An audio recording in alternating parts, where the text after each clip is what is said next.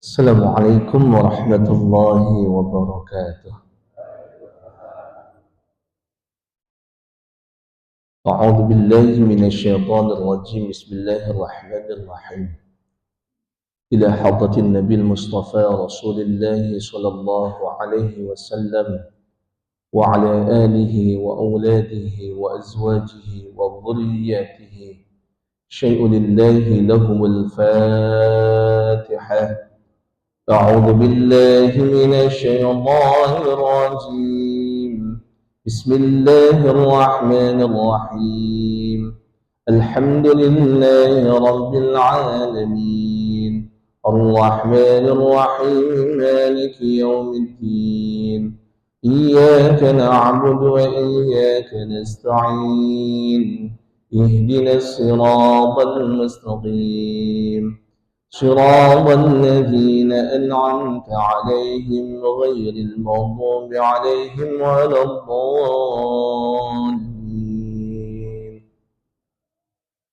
ثم إلى حضرة إخوانه من الأنبياء والمرسلين والأولياء والشهداء والصالحين والصحابة والتابعين والمحسنين والمصنفين وجميع الملائكة المقربين وجميع المجاهدين في سبيل الله شيء لله لهم الفاتحة. أعوذ بالله من الشيطان الرجيم. بسم الله الرحمن الرحيم.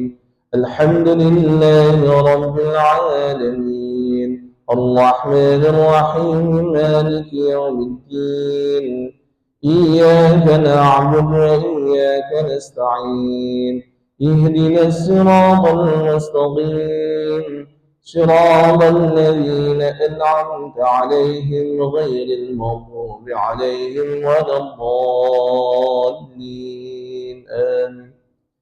ثم إلى حضرة سلطان الأولياء شعب القادر الجيلاني قدس الله السر العزيز. ثم إلى حضرة أولياء تسعة. ثم إلى حضرة جميع أهل القبور من المسلمين والمسلمات والمؤمنين والمؤمنات من مشارق الأرض إلى مغاربها برها بحرها من يمينها إلى شمالها خصوصا إلى آبائنا وأمهاتنا وأجدادنا وجداتنا ومشايخنا ومشايخنا ومعلمنا ونحوس خصوصا للروح المذكور. Disebutkan nama orang tua kita, keluarga kita, sahabat kita yang sudah mendahului.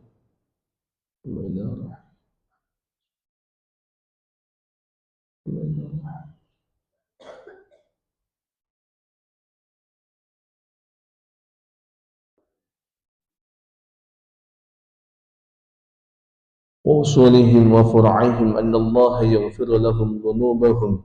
اللهم اغفر لهم وارحمهم وعافيه واعف عنهم شيء لله لهم الفاتحة. أعوذ بالله من الشيطان الرجيم. بسم الله الرحمن الرحيم.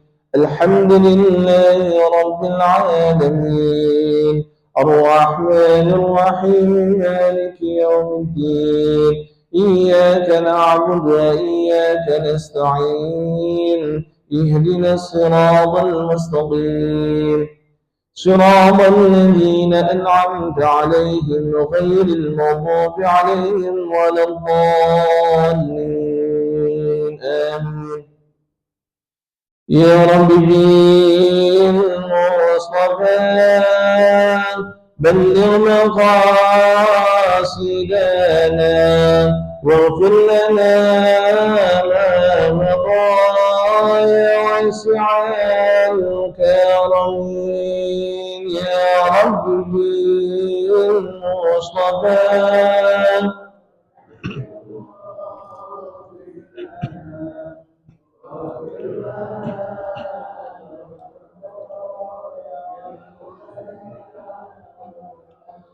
هو الحبيب الذي ترجى شفاعته لكل يوم من الأهوال مقتحمين يا رب بالمصطفى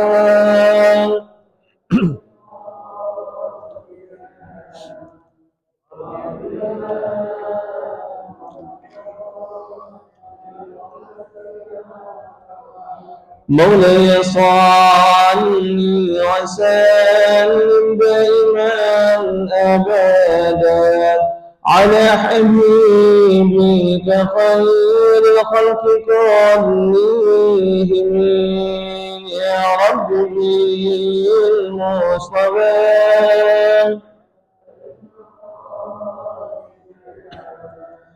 واغفر لنا ما مضى أنت ذاكر الجير من بدي سلامي أمهبت ريح تلقائك ديمتين يا ربي المصطفى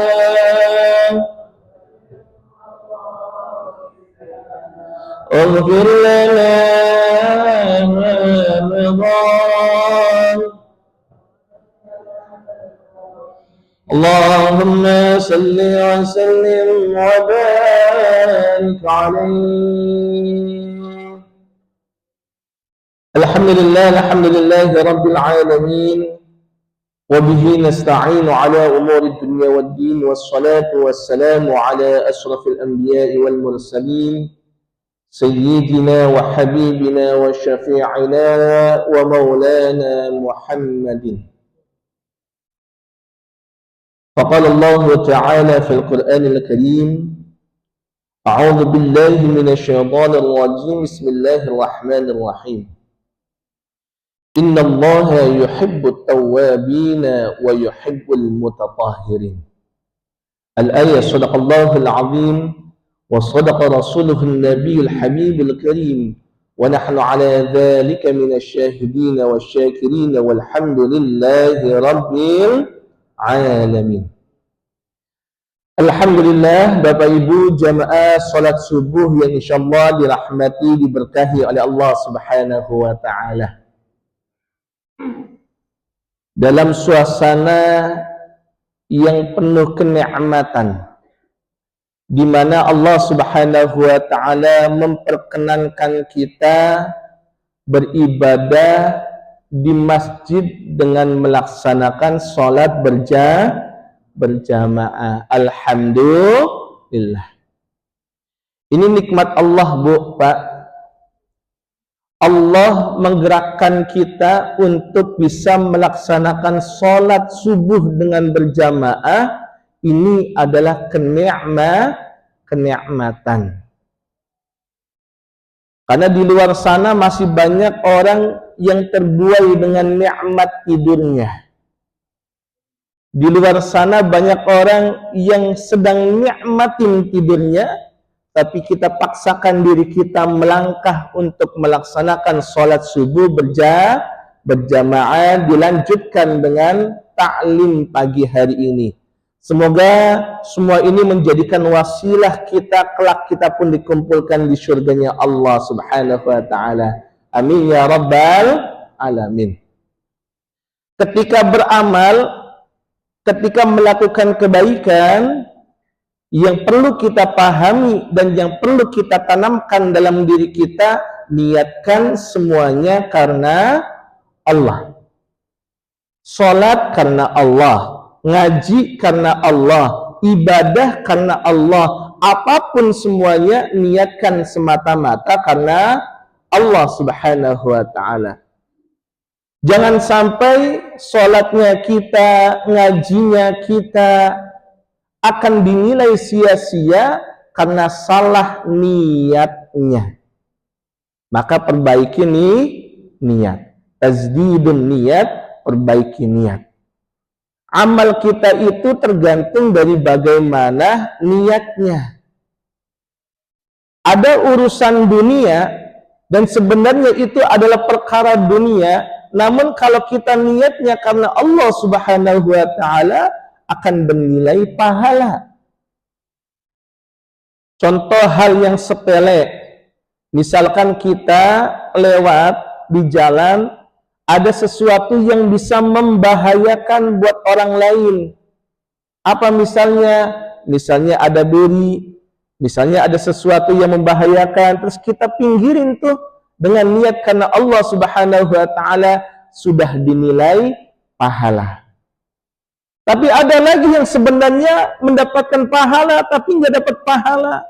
Contohnya apa? Sholatnya kita tapi niatnya karena pengen dilihat baik oleh orang lain. Salah nih niat.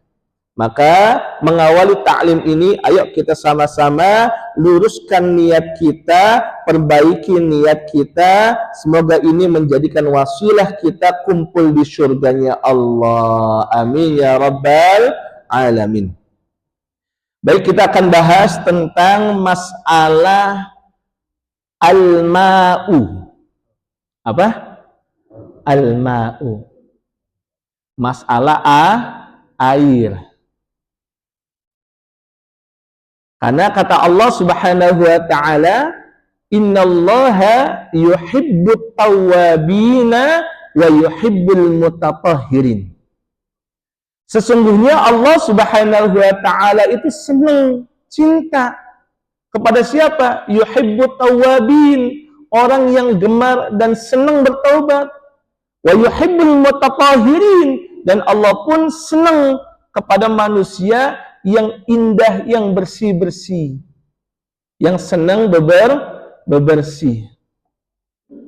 Bahkan dikatakan dalam hadis Nabi Shallallahu Alaihi Wasallam, tidak sah sholatnya seseorang kalau tidak diawali dengan bersuci. Maka sebelum kita melangkah, wudunya kita, mandinya kita, tayamumnya kita, ada yang perlu kita pahami terkait masalah air. Masalah apa? Air.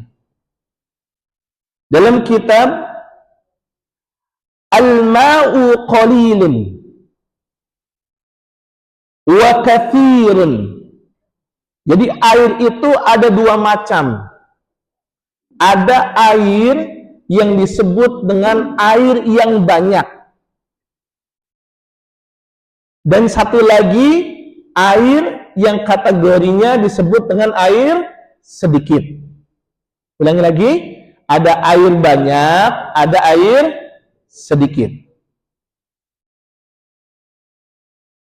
Al-qalilu madunal qullataini. Yang dimaksud dengan air yang sedikit, madunal qullataini, adalah air yang kurang dari 2 kullah. Kisaran kalau bapak ibu di kamar mandi, cuma sekarang ini jarang yang pakai bak ya, makanya kebanyakan ember. Kurang lebih 60 kali 60. 200 sekian liter, maka sudah termasuk daripada 2 kullah. Wal kathiru kullatani, dan adapun yang dikategorikan air banyak adalah air yang 2 kullah fa aktsar, ataupun lebih. Al-qalilu yatanajjasu biwuqu'in najasati fihi. Air yang sedikit itu akan menjadi najis dengan otomatis kalau kejatuhan najis. Ulangi lagi, air yang sedikit sudah pasti menjadi najis kalau kejatuhan najis. Paham di sini? Air yang 1 gelas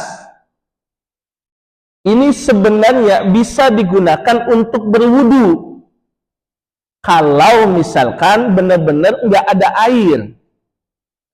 Tapi dengan air yang segini, kejatuhan najis, maka sudah otomatis menjadi najis. Beda tentang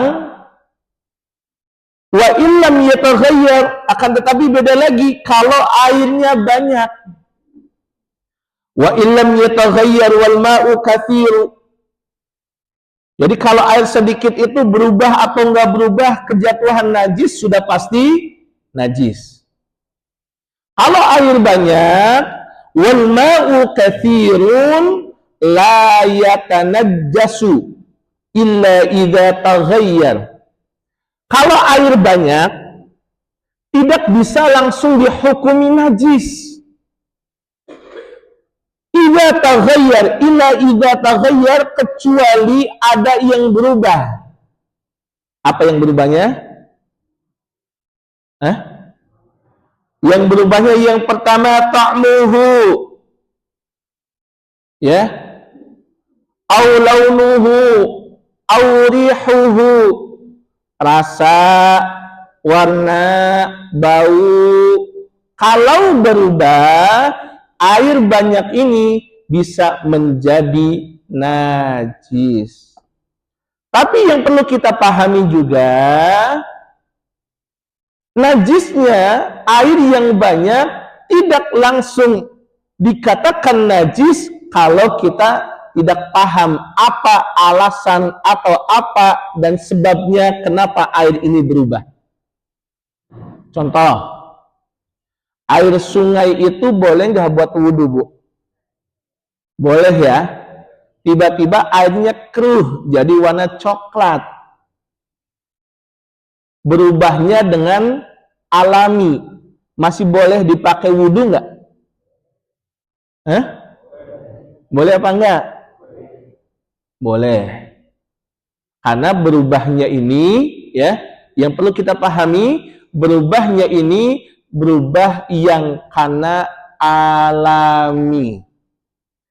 Maka dari air yang banyak dan air yang sedikit ini bisa kita gunakan atau tidak bisa kita gunakan untuk bersuci. Namanya toharah. Nah, ketika kita sudah mengetahui ada air banyak, ada air sedikit, dibagi lagi ternyata air pun ada pembagiannya. Yang pertama, air suci dan mensucikan. Ini kalau ada yang bawa buku ditulis nih, air suci dan mensucikan. Yang kedua, air suci tidak mensucikan. Airnya suci, tapi tidak bisa digunakan untuk bersuci. Yang ketiga, air mutanajis. Air yang terkena najis. Dan yang keempat, air musammas, dimakruhkan hukumnya. Nah, 4 air ini, yang pertama air suci mensucikan atau disebut juga dengan ma'ul mutlak. Ma'ul apa? Ma'ul mutlak. Ada berapa air suci mensucikan?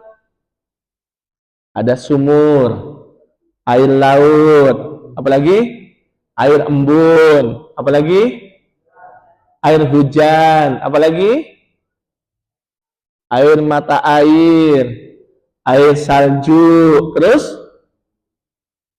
air embun.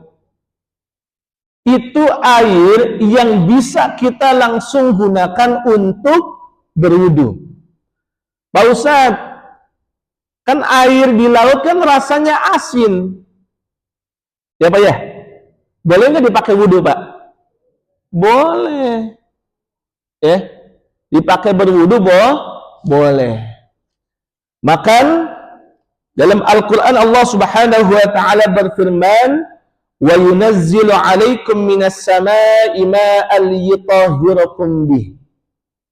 Air yang turun dari langit atau kita sebut dengan air hujan. Wa yunazzilu 'alaikum, dan Allah Subhanahu wa Ta'ala menurunkan kepada kalian semuanya hujan dari langit untuk mensucikan. Dengan hujan itu berarti air hujan boleh digunakan untuk apa? Berwudu. Pertanyaannya, kalau air hujannya masuk talang dulu gimana? Nah, Ternyata di atas talangnya itu ada kotoran kucing, pipisnya kucing, atau banyaknya tempat sarangnya tikus.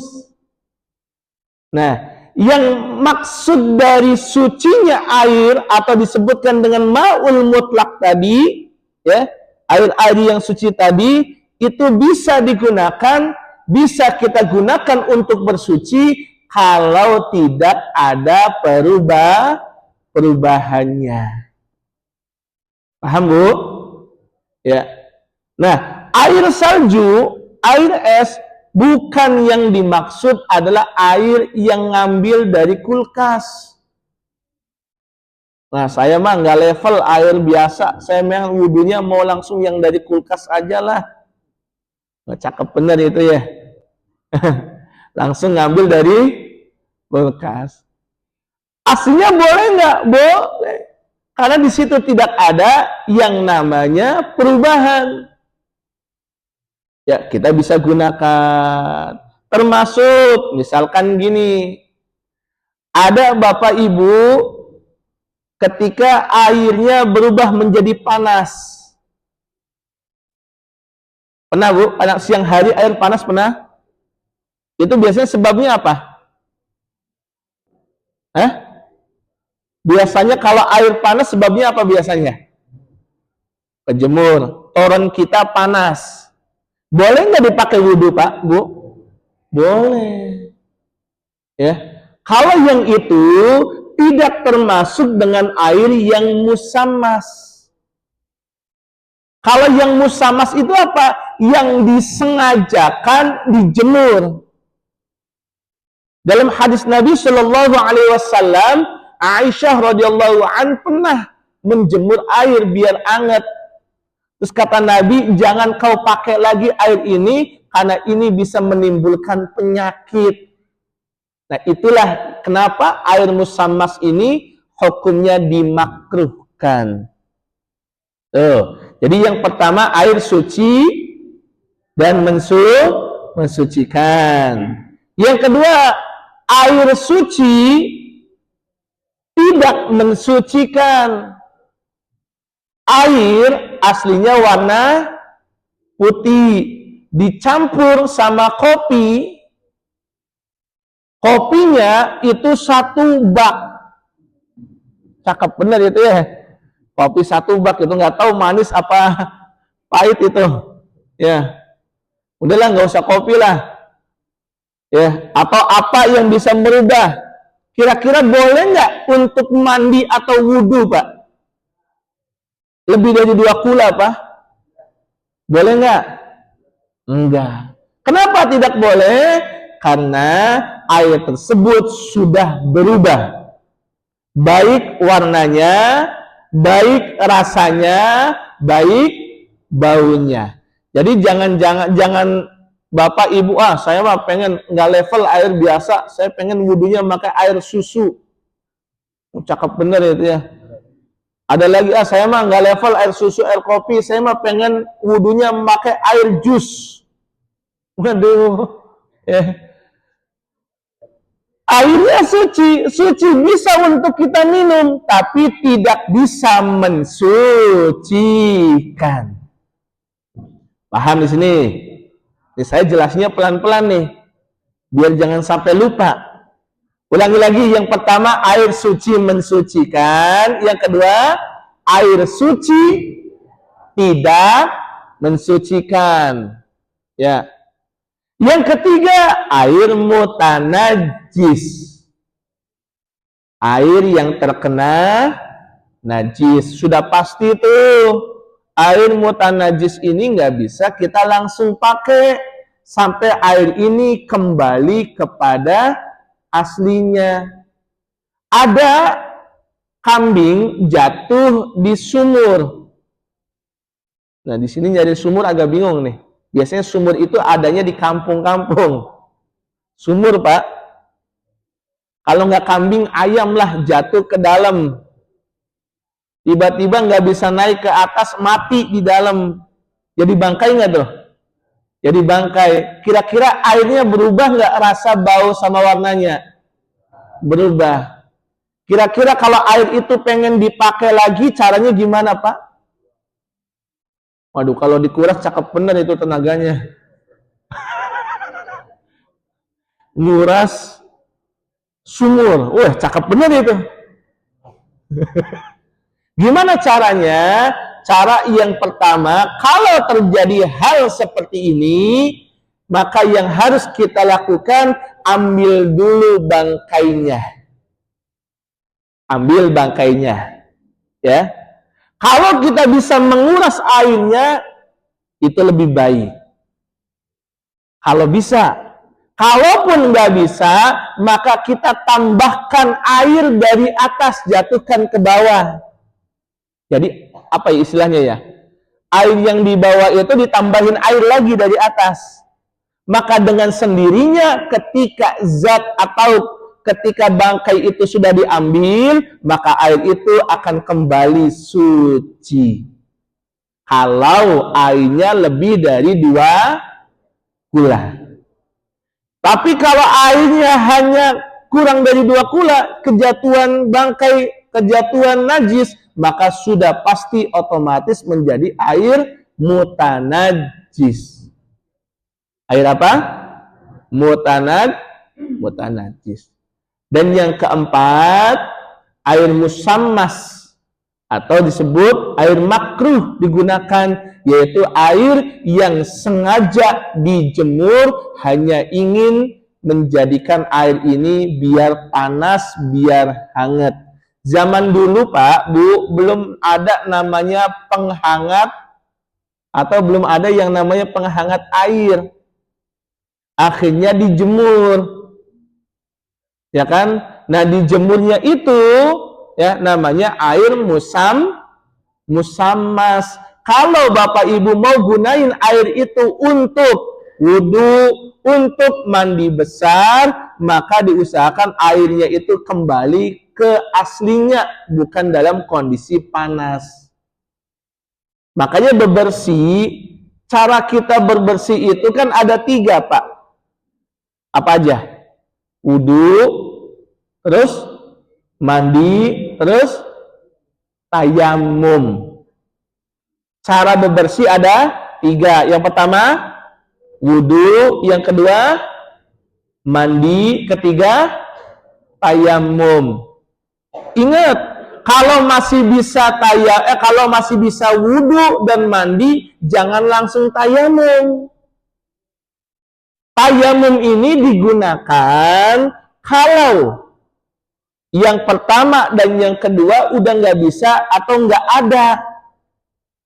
Baik sebab nggak adanya air atau sebab adanya darurat. Lagi sakit yang mana jangan sampai ketemu air, misalkan gitu. Kalau kena air maka penyakitnya makin parah, maka boleh tayamum. Jadi jangan sampai kita gampang, kan katanya boleh Ustaz, kita langsung tayamum. Tayamum boleh. Ibaratnya tayamum ini adalah syarat terakhir.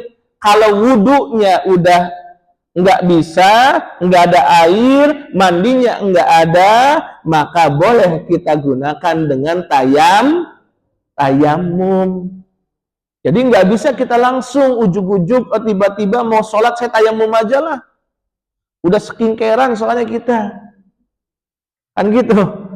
Udah pakai bedak kita. Maka tetap harus pakai wudhu. Paham di sini Pak? Jadi sekali lagi, air ini ada air banyak, ada air sedikit. Air banyak itu tidak akan menjadi najis kecuali berubah rasa, bau, dan warnanya. Kalau air sedikit kejatuhan najis, maka sudah pasti menjadi air najis. Yang kedua, macam-macam air ada 4. Yang pertama, suci mensucikan.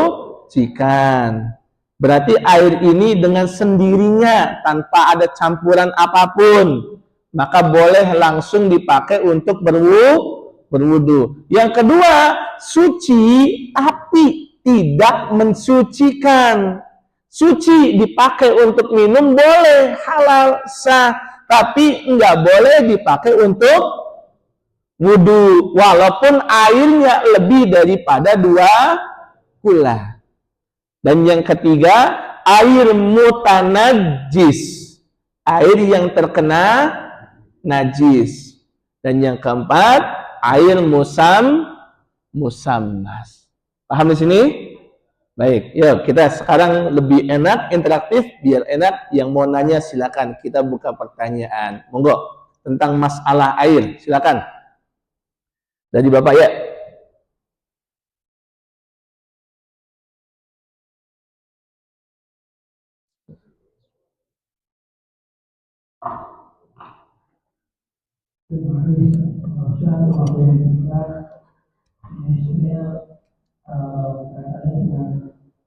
Air namun pada itu sudah mau ini berkaitan dengan pengalaman hidup.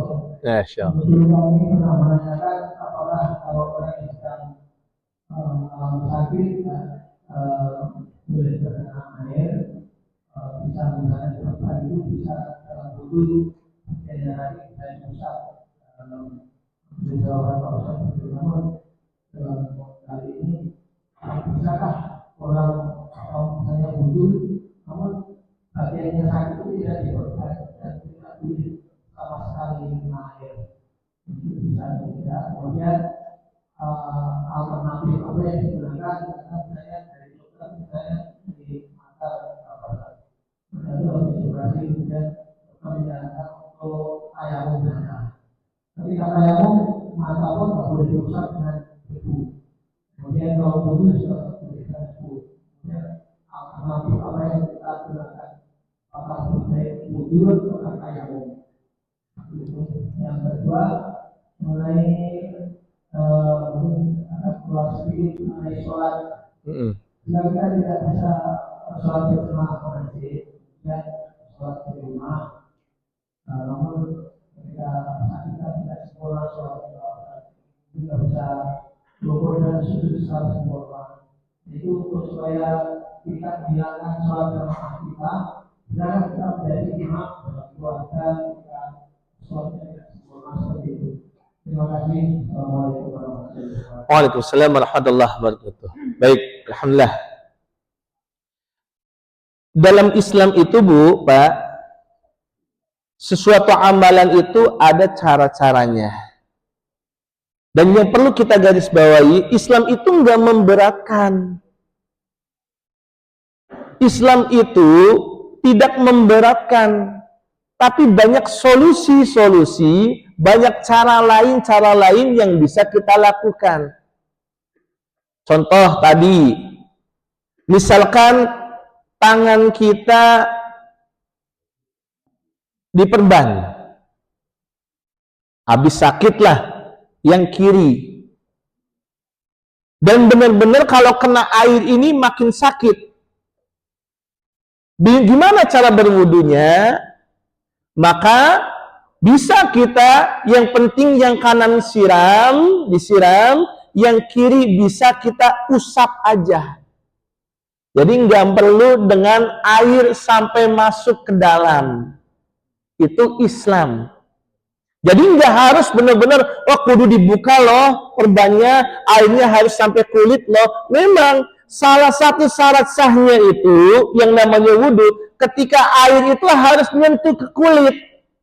Tidak ada penghalang, tapi itu bukan berarti ketika ada yang diperban lagi sakit, terus harus benar-benar dibuka, itu enggak. Bisa dengan cara airnya diusapkan saja. Itu sudah sah. Nah, ternyata begitupun yang lain, bukan hanya luka. Habis operasi, mohon maaf, misalkan operasi mata, jangan sampai ya kena air, kan gitu. Terus dengan cara apa? Dengan cara tayamum. Tayamum kan wajah juga itu. Nah, ini Pak, Bu, boleh kita sikapin, bukan dengan cara apa? Memang caranya dengan wudhu dan tayamum.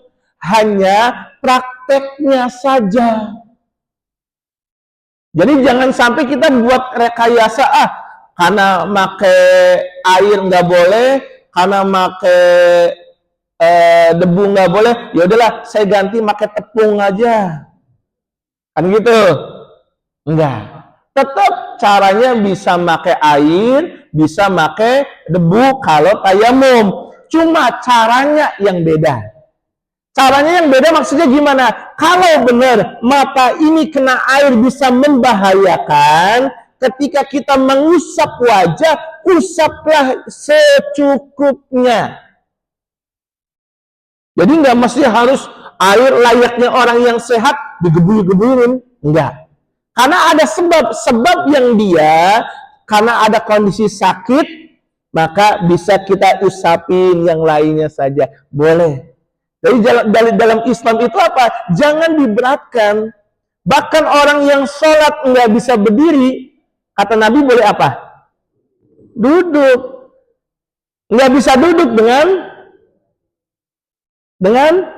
berbaring. Nggak bisa berbaring dengan isyarat.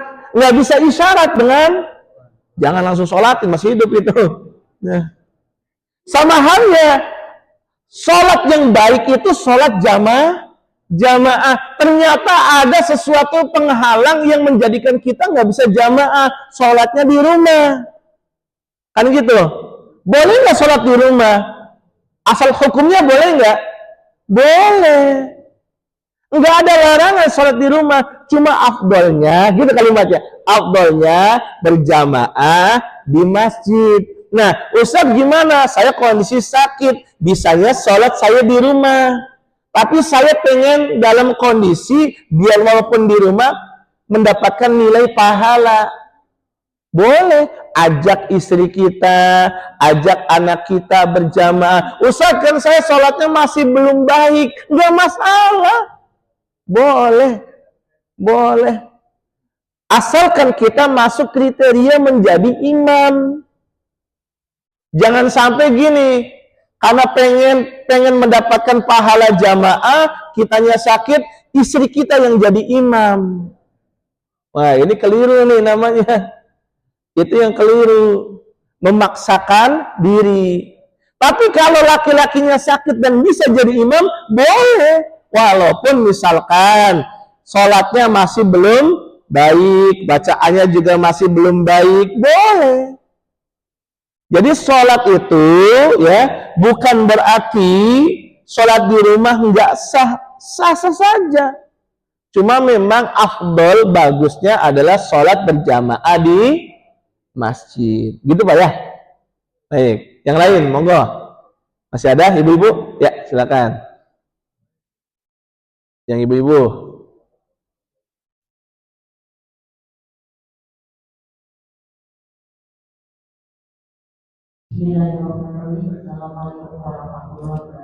Waalaikumsalam warahmatullahi wabarakatuh.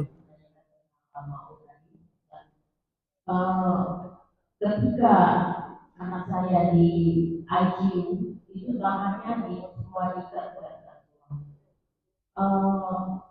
terus dia sholat tapi tidak berwudu ikat semua kaki ikat. Terus dia tanyakan ini udah sholat ini, dia sholat tapi tidak berwudu. Terus begitu dia mengumumkan sholat selanjutnya malam wajib, dia sudah dipanggil Allah Subhanahu wa Ta'ala. Yang saya tanyakan, bagaimana kalau dalam keadaan kondisi di ICU itu sholat hanya dia di dalam hati. Satu, kedua, waktu suami saya sakit tidak berdaya. Nah, yang membuka itu saya. Ada dua alternatif, boleh bersentuh dengan suami atau sah atau tidak bersentuh dengan suami boleh. Yang saya lakukan berwudu tapi saya pakai tangan saya gitu. Terima kasih. Diwudukan. Ya. Diwudukan. Iya, jadi yang usap-usap itu tangan saya memberikan wudu karena dia tidak bisa bangun, tidak bisa apa-apa dalam keadaan dulu itu agak sulit gitu ya. Nggak istilahnya udah mau gitu ya. Nah yang membutuhkan itu saya. Jadi persentuhan itu apa boleh, Dia juga akhirnya dia wudhu, sholat tidak berwudhu dengan hati sendiri, tapi masih Baik. terima kasih Ustaz. Waalaikumsalam warahmatullahi wabarakatuh. Sekali lagi saya tegaskan, ketika dalam beribadah memang ada cara dan ada ketentuannya. Tapi dalam Islam itu tidak memberatkan, Pak, Bu. Enggak memberatkan. Selagi dia mampu berwudu, lakukan wudu. Ternyata nggak bisa wudu, lakukan tayamum. Ini sesuatu yang diajarkan oleh baginda Nabi besar Muhammad Shallallahu Alaihi Wasallam. Kondisinya di ICU, mau ke kamar mandi nggak mungkin bisa. Mau tayamum kayaknya berat, ngangkat tangan aja berat. Akhirnya apa? Niatnya. Nah, ini berarti ada kesungguhan untuk tetap mengutamakan Allah. Walaupun sebenarnya dalam dirinya orang yang sudah nggak bisa apa-apa, itu hukumnya udah selesai. Apa maksudnya selesai? Tidak dihukumi. Jadi ada orang yang sakitnya parah banget, udah nggak bisa apa-apa, gitu kan? Udah nggak bisa apa-apa, udah nggak dihukumi. Maksudnya nggak dihukumi apa? Berarti yang wajib sholat tersebut, ya, karena ada kondisi sakitnya yang sangat itu menjadikan rukhsahnya dia, ya, meninggalkan sholat. Nah, jadi kalaupun misalkan yang pertama tadi sholat tanpa wudhu, tanpa tayamum, tapi ada alasan yang jelas, alasan yang masuk akal, masih boleh apa enggak? Ya boleh-boleh saja. Walaupun dalam Islam memang itu pun sebenarnya selemah-lemahnya, paling lemahnya bisanya kayak gitu, tapi dia masih ada keinginan untuk ibadah. Nah, yang kedua, ketika suami kita sakit, istri kita sakit, anak kita nggak ada, tetangga kita nggak ada, akhirnya kitalah yang wuduin. Yang wuduin itu yang ngusapinya. Perlu kita pahami juga, terkait bersentuhan suami istri, itu beda pendapat, Bu. Ada dalam kalangan madhab Syafi'i batal walaupun suami istri. Dalam madhab lain nggak batal. Maka kalau ada sebab lid-darurah, ada sebab yang menjadikan udah nggak ada lagi dia yang harus bisa, maka dibolehkan. Sama halnya hukumnya gini, Ibu. Ibu biasa di sini ini, di Indonesia, di kita ini bersentuhan batal. Cuma ketika dalam kondisi haji yang namanya tawaf, ya, tempatnya kan cuma itu doang, Bu. Tawaf kan cuma itu doang, nggak ada tawaf di tempat lain kan? Maksudnya tempat lain tuh di daerah mana nggak ada, cuma di situ doang. Walaupun sekarang ada yang di atas, ada yang di bawah, gitu kan? Tiba-tiba bersentuhan di situ. Nah, tetap, ya, karena dalam kondisi tersebut maka sah-sah saja. Jadi kalau ada dalam Islam, kembali lagi rumusnya, sesuatu amalan itu jangan diberatkan, tapi bukan juga sengaja diringankan. Akhirnya apa? Menganggap mengenakan sendiri. Ah, kata Ustadz nggak batal. Ah, kata Ustadz batal. Seenaknya, itu pun nggak bisa. Kalau kita meyakinin, kalau kita misalkan, ah, saya batal suami istri, ya bismillah, berarti batal terus. Ah, saya meyakinin nggak batal, ya nggak batal, nggak masalah. Tapi jangan dicampur aduk terserah kita tanpa ada alasan syar'iyah. Itu, Bu, ya. Jadi kalau memang nggak ada anak nggak ada, tetangga nggak ada, yang laki-laki ketemu laki, yang perempuan ketemu perempuan, akhirnya kitalah sebagai istri atau sebagai suami, maka itu ada yang namanya alasan syar'iyahnya. Itu, Bu. Ya, sama-sama. Ya, monggo, masih ada lagi? Mana? Ya.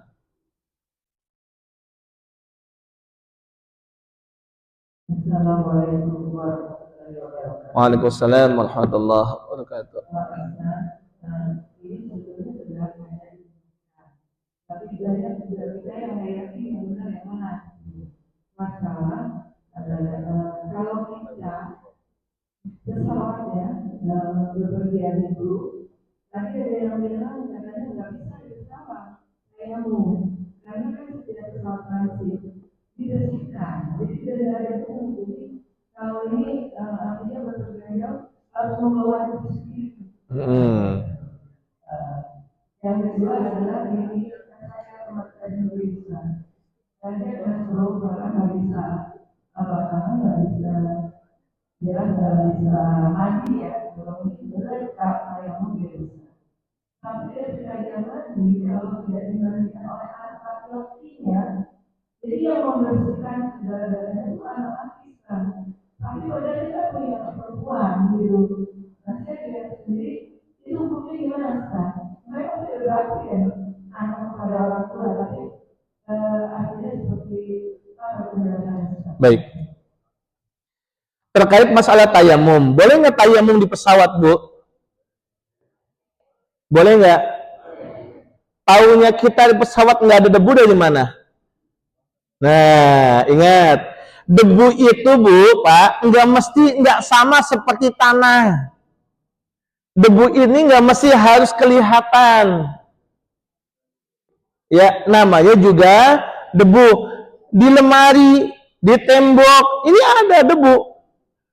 Ya, apalagi perjalanannya perjalanan yang lama. Bapak haji umroh itu perjalanan di dalam pesawat itu bisa sampai 9 jam. Apa nanti aja lah saya sholatnya, wudhunya lah. Nanti kalau pas turun baru wudhu naik lagi ke atas. Kan gak mungkin. Maka bisa kita lakukan dengan tayamum. Kecuali kita memang bisa menjaga wudhu kita. Makanya wudhu, Bu, Pak. Wudhu ini beda dengan tayamum. Kalau tayamum sekali kegunaan digunakan untuk satu. Bapak tayamum niat sholat zuhur, maka hanya digunakan zuhur. Tapi Bapak wudhu di sholat zuhur, ternyata dari zuhur sampai asar Bapak nggak kentut, nggak ada sesuatu yang membatalkan, sholat asar langsung sholat, boleh nggak? Boleh. Karena nggak batal. Kalau tayamum dipakai untuk sekali saja. Ya, jadi kalaupun di pesawat walaupun steril apapun itu tetap debu mah ada. Yang kedua, boleh nggak sih seorang anak laki-laki memandikan ibunya dengan cara atau niatan berbakti kepada orang tuanya? Boleh nggak? Boleh nggak? Kalau dikatakan boleh, boleh-boleh saja. Tapi kalau ada yang perempuan, maka yang perempuanlah yang didahulukan. Ingat, walaupun bapak kita, ibu kita adalah mahram dari kita, tapi ketika sudah dewasa, maka di situ Islam menjaga. Termasuk nanti ketika orang meninggal dunia, boleh nggak sih seorang bapaknya meninggal, anak perempuannya mau ngikut mandiin, kan gitu? Atau ibunya meninggal, anak yang laki ikut megang mandiin, ini. Makanya disinilah Islam itu menjaga, bukan berarti nggak boleh. Jadi kalau ada alasan, ada sebab yang memang udah nggak ada lagi, cuma ada dia doang, ya boleh. Tapi kalau ada yang lain, maka yang diutamakan sama mahramnya dulu. Jadi maksudnya perempuan ya ke perempuannya dulu, laki ke yang lakinya dulu. Gitu ya. Kalaupun mau membantu, misalkan mau mandiin orang tua kita yang udah sepuh banget, boleh mandiin, yang laki-laki sebatas ngangkat. Ya Bu ya. Yang laki-laki sebatas ngangkat, bopong, yang perempuan yang gosokinya, gitu. Begitupun nanti yang sakit bapak kita udah nggak bisa apa-apa, yang perempuan yang ikut mapahnya, nyiapin handuknya, yang gosokin lakinya, kan gitu. Makanya dalam Islam ini sempurna. Dia punya anak perempuan, akan punya anak laki. Dari mana anak laki? Mantu. Mantu itu, Bu, kalau sudah menjadi anak kita, menikahin anak kita, maka dengan kita itu menjadi mahram. Mahramnya apa? Mahram sebab nikah. Ya, selagi anak kita ini sudah diduhul. Kalau belum diduhul, maka dia mantu kita ini, misalkan Bu ya, yang pernah saya bilang, anak kita nikah, anak kita perempuan nih, punya calon nikah tuh, ternyata habis nikah anak kita meninggal, belum diduhul. Berarti itu sebenarnya kan mantu Bu ya. Tapi karena anak kita belum diduhul, mantu kita itu bisa naik ke kita. Karena kondisinya belum berhubungan. Nah, ketika sudah berhubungan, maka disitulah sebabnya, namanya sebab hukumnya, mahramnya sebab nikah. Jadi jangan ada alasan, oh berbakti tapi ternyata menyalahin aturan. Gitu Bu ya. Jadi bukan berarti kita nggak boleh berbakti sama orang tua, bukan. Tapi seyogianya menjaga kehormatan orang tua kita. Ya sama halnya kayak orang tua, boleh nggak sih mandiin anak? Boleh nggak? Kalau kalimatnya boleh nggak mandiin anak, Bu? Boleh. Kan mandiin anak ini kan masih umum. Bisa jadi anaknya masih kecil. Tapi kalau anaknya sudah berumah tangga, jangan ikut mandi bareng. Bahaya. Wong suami istri, anak kita lagi mandi berdua sama pasangannya, kita ngikut. Karena dari kecil dipanggilnya adek-adek terus, dek, mama mau nginduk ngikut mandi bareng, ya nggak boleh. Karena udah berumah tangga. Kalau masih kecil, barulah itu kewajiban orang tua memandikan anaknya. Paham Bu ya di sini ya? Ya paham ya? Nah, masih ada satu lagi, monggo. Kalau nggak ada, alhamdulillah. Masih ada lagi? Dah, baik. Jadi kesimpulannya Bu, Pak, dalam kesempatan pagi ini clear masalah air. Air ini ada yang boleh dipakai bersuci, ada yang nggak boleh dipakai bersuci. Tidak semuanya air itu bisa dipakai bersuci. Ada air yang boleh, ada air yang nggak boleh. Termasuk air suci yang mensucikan, air suci yang tidak mensucikan. Ya, ini menjadikan kita pun harus lebih hati-hati. Karena percuma juga ketika kita berwudu dengan banyaknya air, tapi airnya sudah berubah. Zatnya sudah berubah, warnanya sudah berubah, warnanya dengan sendiri, dengan campuran atau dengan kita berubah tersebut. Ya, ini semoga menjadikan ilmu yang bermanfaat buat kita dan menjadikan amalan buat kita. Intinya sekali lagi saya tekankan, dalam Islam jangan dijadikan beban. Semuanya ada solusinya. Nggak bisa A, ada opsi B. Nggak ada B, ada opsi C. Nggak ada C, ada opsi D gitu. Tapi tidak semuanya yang gampang itu terus kita gampangin. Gitu Bu ya. Baik, alhamdulillah, wallahu a'lam bishawab. Mari kita sama-sama beristighfar kepada Allah Subhanahu wa taala, meminta ampun kepada Allah Subhanahu wa taala. Kita minta kepada Allah Subhanahu wa taala, duduknya kita tempat ini, yang punya urusan Allah mudahkan urusannya. Yang punya hajat Allah kabulkan hajatnya. Segala niatan baik kita diterima di sisi Allah Subhanahu wa taala. Ilmu, mendapatkan ilmu yang bermanfaat, ilmu yang bisa kita gunakan minimal untuk diri kita, untuk keluarga kita, dan untuk yang lainnya. Amin ya rabbal alamin. Astaghfirullahaladzim.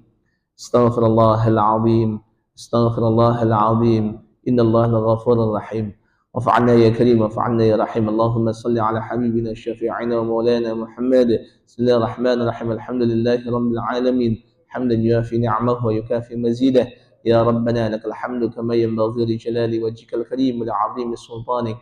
اللهم اغفر لنا ذنوبنا وذنوب والدينا وذنوب أساتذتنا وذنوب جميع المسلمين والمسلمات والمؤمنين والمؤمنات الأحياء منهم والأموات إنك على كل شيء قدير.